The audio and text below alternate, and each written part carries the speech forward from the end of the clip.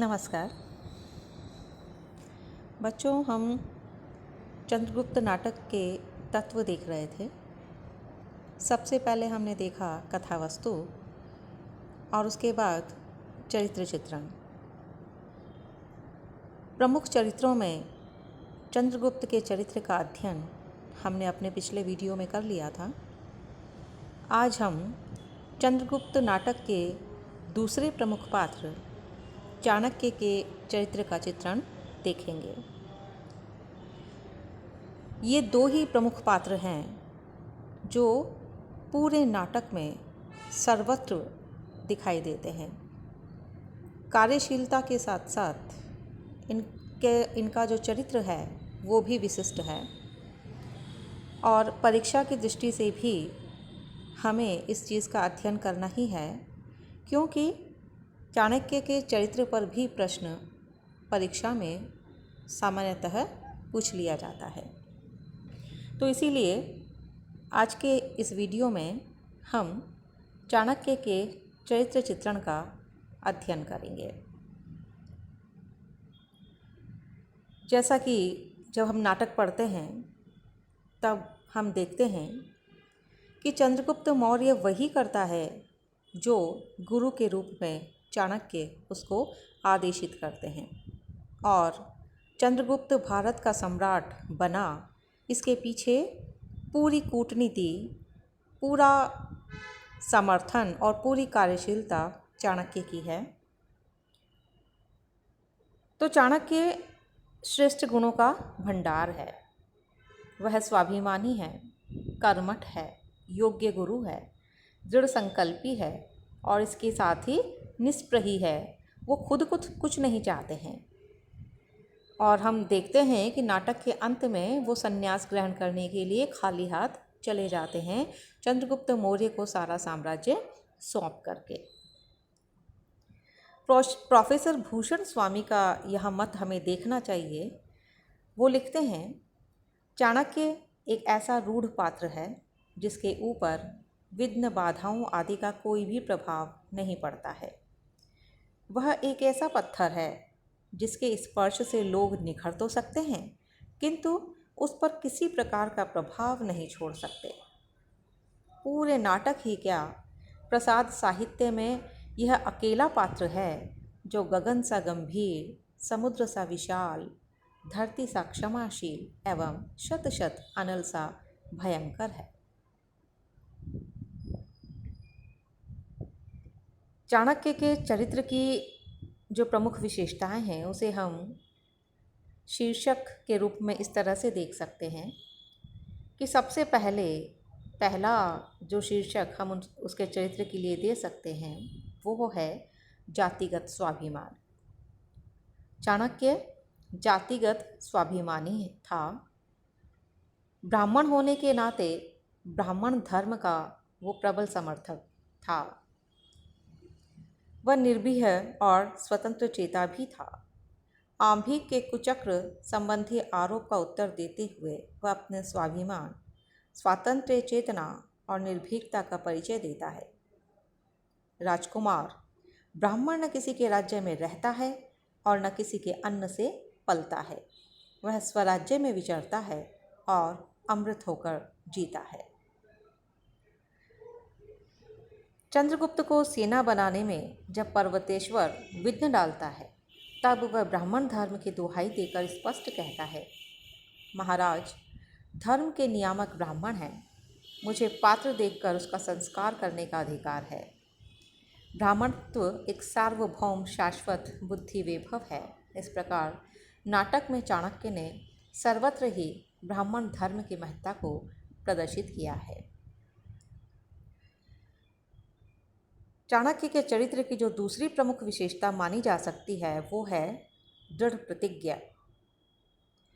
चाणक्य दृढ़ प्रतिज्ञ और कर्मठ व्यक्ति है।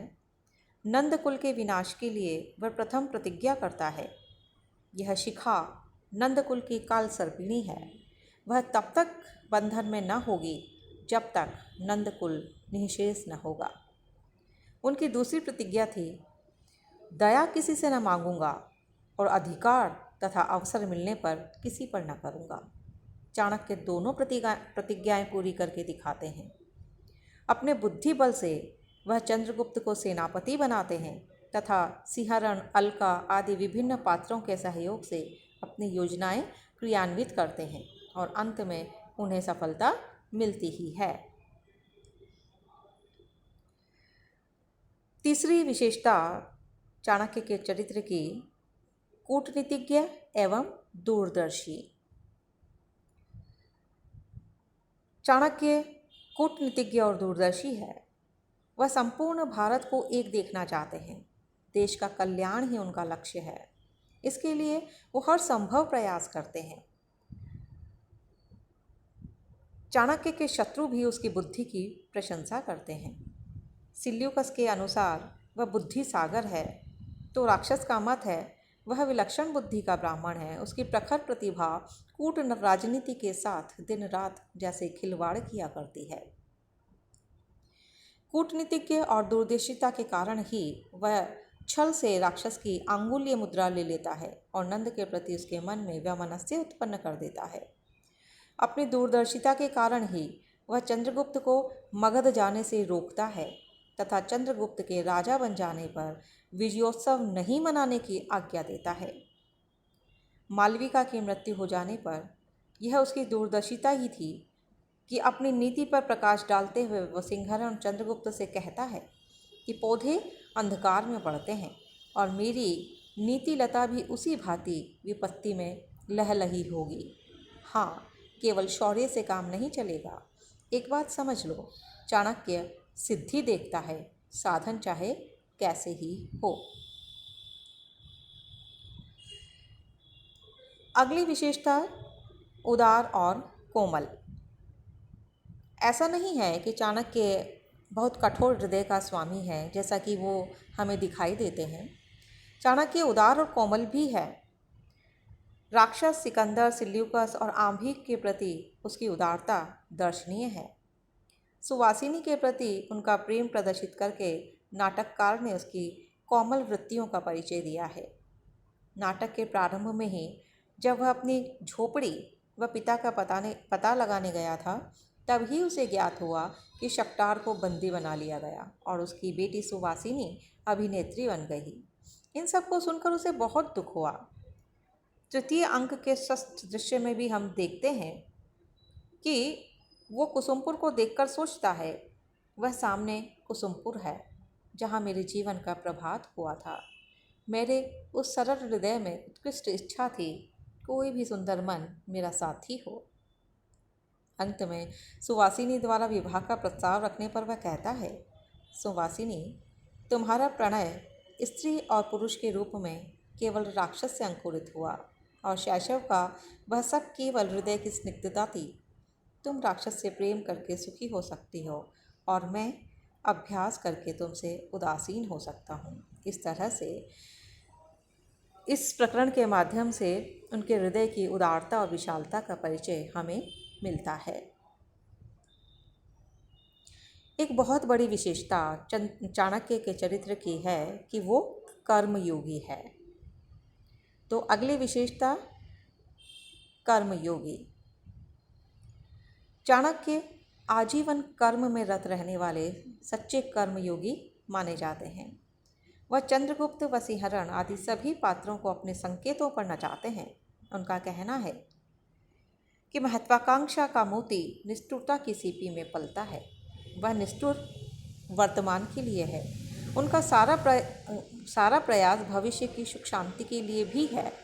इसके लिए वह अपना सर्वस्व त्याग देते हैं, यहाँ तक कि अपने हृदय की मधुर स्मृति सुवासिनी को भी छोड़ देते हैं। उनका कहना है, श्रेय के लिए मनुष्य को सब त्याग करने चाहिए। अतः अपने लक्ष्य पर ध्यान केंद्रित करके वह उसकी सिद्धि में ही अपना जीवन की सफलता को स्वीकार करते हैं।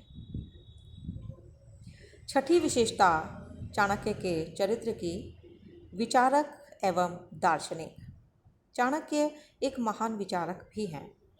वह प्रत्येक कार्य पर अपनी पहले भली भांति विचार करते हैं और उसके बाद उन्हें क्रियान्वित करते हैं। अपने विचारों के बल पर ही वह सब पात्रों को उचित निर्देश देते हैं। पर्वतेश्वर जब छुरा निकालकर आत्महत्या करना चाहता है तब चाणक्य ही उसका मार्गनिर्देशन करता है। वह पर्वतेश्वर को आत्महत्या से रोकते हुए यवनों से प्रतिशोध लेने के लिए तैयार करता हुआ कहता है, मनुष्य अपनी दुर्बलता से भली भांति परिचित रहता है, परंतु उसे अपने बल से भी अवगत होना चाहिए। असंभव कहकर किसी काम को करने से पहले कार्यक्षेत्र में कांप कर लड़खड़ाओ मत कौरव। इतना ही नहीं, वह यत्र तत्र हमें सूक्तियों का प्रयोग करके अपने गहन चिंतन मनन का परिचय देते हुए दिखाई देते हैं।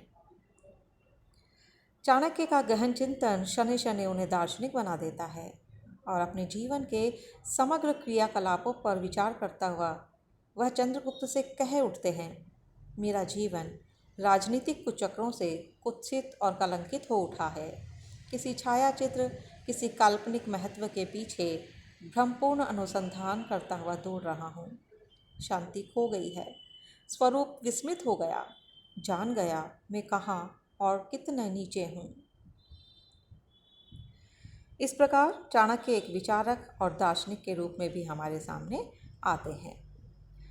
तो कुल मिलाकर हम देखते हैं कि चंद्रगुप्त नाटक में चाणक्य के चरित्र में हमें अलग अलग तरह के गुणों का दर्शन होता है और इसमें कितने ही गुण जो हैं वो परस्पर विरोधी भी दिखाई देते हैं। वह क्रूर है, कठोर है, इसके साथ ही कोमलता के दर्शन भी हमें नाटक में होते हैं। वह निर्भीक स्वाभिमानी है तो उदार भी है।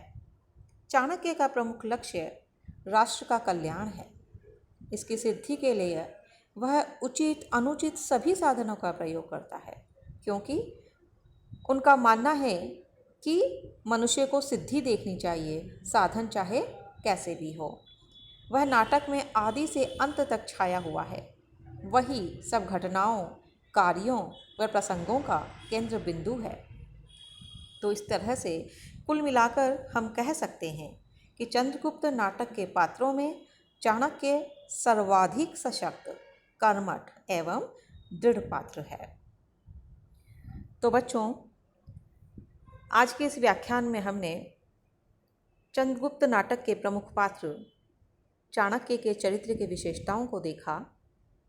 आप इन्हें क्रमवार शीर्षक के हिसाब से अपनी पुस्तिका में अंकित कर लें, इसका विवरण भी अंकित कर लें, ताकि परीक्षा में जब